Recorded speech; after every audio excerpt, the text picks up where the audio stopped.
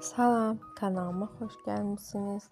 Gelin bugün birlikte sade ama tadına doyumsuz, çok güzel bir keks hazırlayalım. İlk önce qaba 3 adet yumurta, 1 stəkan şeker, tuz əlavə edib karıştırırım. Daha sonra 1 stəkan qatıq əlavə etdim. Siz istəsəniz südlə də əvəz edə bilərsiniz. 1 stəkan armud, stəkan duru yağ, 2 ədəd kökü rəndələdim.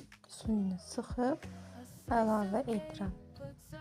Daha sonra 1 paçka qabartma, 1 paçka da vanil əlavə edib karışdırıram. 2 stəkan yarım unu az-az əlavə edirəm.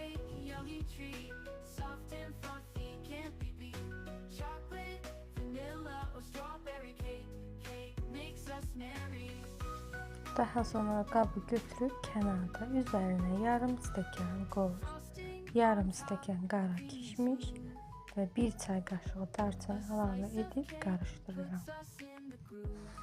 Daha sonra isə keks qəlbini kənarlarını kərə yağı ilə yaxşı yağlayıb hazırladığım kütləni əlavə edirəm və 170 dərəcədə alt üst rejimdə tam 45 dəqiqə bişirirəm.